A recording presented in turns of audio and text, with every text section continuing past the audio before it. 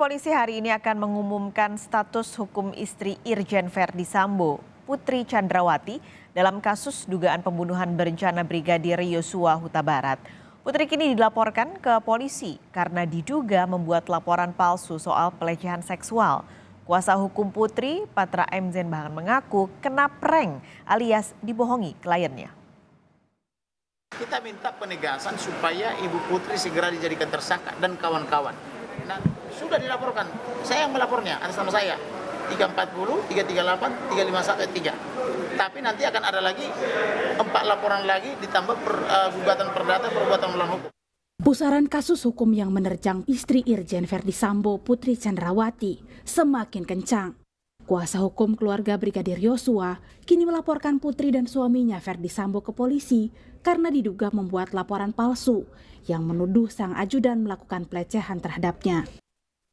Laporan dengan skenario pelecehan istri Verdi Sambo di rumah dinas itu sudah dihentikan penyidik Bareskrim Polri. Bahkan diduga kuat menjadi bagian dari upaya obstruction of justice alias merintangi penegakan hukum untuk mengusut dugaan pembunuhan berencana terhadap Yosua. Kita anggap bahwa 2 laporan polisi ini menjadi satu bagian masuk dalam kategori obstruction of justice. Ya, ini bagian daripada upaya untuk menghalang-halangi pengungkapan daripada kasus 340. Semua penyidik yang bertanggung jawab terhadap laporan polisi ini sebelumnya sedang dilakukan pemeriksaan khusus oleh Irsus. Untuk laporan yang ini Pak, dugaan pelecehan ini Pak? Sama. Ada konsekuensi hukumnya bagi yang melaporkannya, yang diketahui ini melapor? Ini kan sudah terjawab di LP yang 340. Gara-gara skenario palsu soal pelecehan yang disusun suaminya untuk menutupi pembunuhan itu, Putri Chandrawati kini berpotensi jadi tersangka. Ya, laporan palsu itu kan yang harus dibuktikan adalah bahwa si pelapor tahu bahwa peristiwa yang dilaporkannya tidak pernah terjadi atau tidak ada sebagaimana ia laporkan. Gitu. Jadi kalau kemudian nanti Ibu Putri ini nanti melapor apa yang dilaporkannya ternyata tidak terbukti dan dia tahu bahwa pada saat dia melapor bahkan peristiwa itu tidak ada atau tidak sebagaimana ia laporkan, inilah yang disebut sebagai laporan palsu gitu dan dia berpotensi tentu menjadi tersangka. Ya, jadi ada potensi untuk ke sana ya, tapi ada potensi menjadi tersangka. 14 Juli 2022 lalu, permohonan perlindungan diajukan Putri Chandrawati ke Lembaga Pelindungan Saksi dan Korban setelah mengaku sebagai korban pelecehan oleh Brigadir Yosua. Tapi hampir sebulan, Putri tak juga membuka diri. LPSK pun menilai Putri tak memenuhi syarat untuk mendapatkan perlindungan. Dari hasil pemeriksaan dan observasi didapatkan kumpulan tanda dan gejala masalah kesehatan jiwa.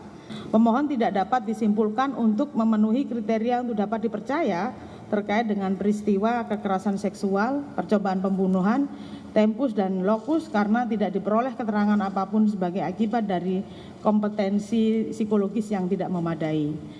Jangankan kepada LPSK, kepada kuasa hukumnya Patra M. Zen, Putri Chandrawati juga tidak menceritakan secara langsung apa yang sebenarnya terjadi. Patra mengaku ia merasa kena prank alias dibohongi kliennya soal dugaan pelecehan seksual yang sempat diduga menjadi pangkal kasus menggemparkan ini.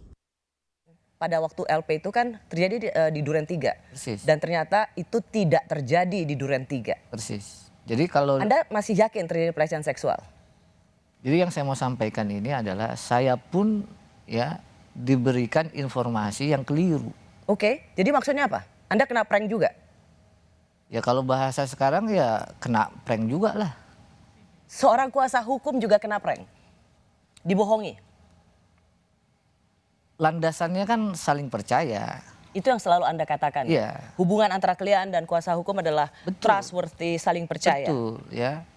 Nah bahwa ternyata saya juga kena prank belakangan baru tahu kan. Baru tahunya apa? Ternyata memang tidak ada peristiwa ataupun ya unsurnya tidak terpenuhi kan dibilang oleh Bareskrim. Sepekan terakhir, tim khusus Polri telah memeriksa Putri Chandrawati sebagai saksi terkait kasus kematian Brigadir Yosua. Tim khusus juga berangkat ke Magelang untuk mendalami dugaan pelecehan seksual kepada Putri di sana. Terlepas dari benar atau tidaknya menjadi korban pelecehan seksual, kondisi kejiwaan istri Irjen Verdi Sambo ini benar-benar terguncang dan butuh pertolongan. Komnas Perempuan pun ingin memastikan bahwa proses pemeriksaan terhadap ibu 4 anak ini tidak semakin memperburuk kondisi kejiwaannya. Memastikan bahwa pemeriksaan terhadap Ibu P itu tidak memperburuk dampak atau trauma yang dialami. Sehingga memang kami menggunakan sedapat mungkin metode yang nyaman dan memperhatikan kebutuhan dan kesehatan Ibu P. Juga kami mengupayakan tidak menanyakan hal-hal yang sudah ditanyakan oleh pemeriksa-pemeriksa lainnya, tapi lebih kepada bentuk pendalaman dari peristiwa yang terjadi. Itu yang direncanakan. Apakah Putri Chandrawati benar-benar menjadi korban pelecehan atau sekedar menjadi tameng bagi sang suami untuk menjalankan skenario jahatnya masih menjadi misteri. Keterangan dan kejujurannya menjadi kunci. Tim Liputan, Kompas TV. Informasi terkini soal status hukum istri Irjen Verdi Sambo akan segera disampaikan jurnalis Kompas TV Niputu Trisnanda dari Barreskrim Polri. Putu, selamat siang. Jadi tim sus menyebut sudah memeriksa Putri. Nah, poin-poin utama apa yang digali? Ya, selamat siang Paskalis dan juga saudara. Tentu saja poin-poin yang digali dari Putri Chandrawati ini berkaitan dengan peran dan juga kronologi apa yang sebetulnya terjadi. Terakhir, Irjen Verdi Sambo ini menyebut bahwa ketika sudah ditetapkan sebagai tersangka, Sambo menyebut ada pernyataan yang berbeda, yakni terjadi sesuatu atau peristiwa penyerta di Magelang yang kemudian mengakibatkan adanya peristiwa di Duren 3 yang berakhir pada tewasnya Brigadir Yosua Huta Barat. Hal-hal tersebut tentu saja coba digali. Tetapi memang Paskalis dan juga saudara sampai dengan saat ini pihak kepolisian ini belum merilis secara detail apa saja yang ditanyakan, berapa lama waktu pemeriksaannya, kemudian juga apakah Putri Chandrawati ini kooperatif dan juga menjawab seluruh pertanyaan dari penyidik. Karena seperti berita-berita ataupun juga informasi-informasi yang beredar di publik beberapa hari lalu disampaikan bahwa kondisi dari Putri Chandrawati, istri dari mantan Kadif Propam Irjen Verdi Sambo, ini memang masih terguncang, masih trauma, tidak bisa memberikan statement, tidak bisa memberikan pernyataan. Sehingga pada akhirnya tidak hanya LPSK, Komnas HAM dan bahkan kuasa hukumnya sendiri ini juga menyebut bahwa pihaknya belum mendapatkan keterangan secara detail dari Putri Chandrawati.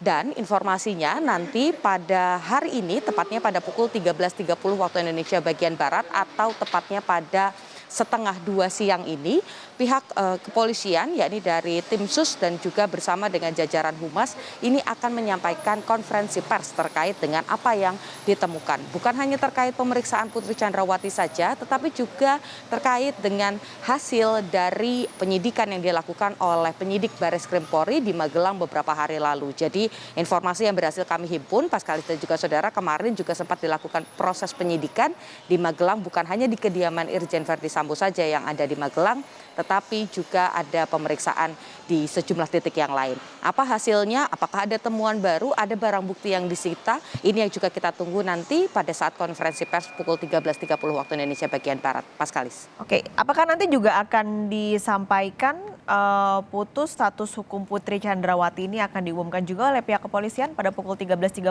siang nanti? Ya, harapannya seperti itu karena memang kita beberapa hari ini terus diberikan ada skenario A, B, C terkait dengan penembakan ataupun juga aksi yang terjadi di Duren 3 pada tanggal 8 Juli 2022 atau lebih dari 40 hari yang lalu. Nah, Putri ini memang sebelumnya disebut sebagai saksi kunci karena betul-betul mengetahui bagaimana kemudian kronologi yang terjadi pada saat berada di Magelang, perjalanan pulang ke Jakarta, bahkan ketika tiba di Jakarta di Saguling, kemudian tiba di Duren 3 dan kembali ke Saguling. Oleh karena itu ini keterangan dari Putri tentu saja jika memang disampaikan sebenar-benarnya sesuai dengan apa yang terjadi, ini juga akan menjadi bahan bagi pihak kepolisian. Apakah kemudian akan tetap berstatus sebagai saksi kunci atau nantinya juga bisa menyandang status sebagai tersangka.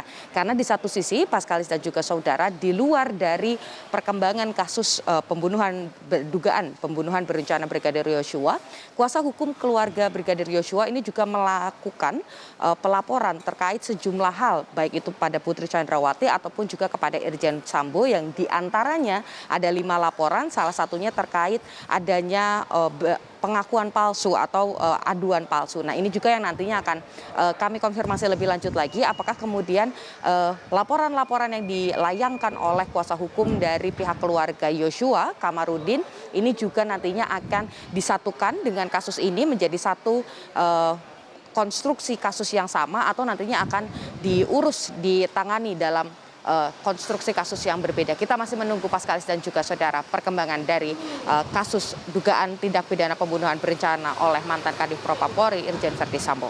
Paskalis.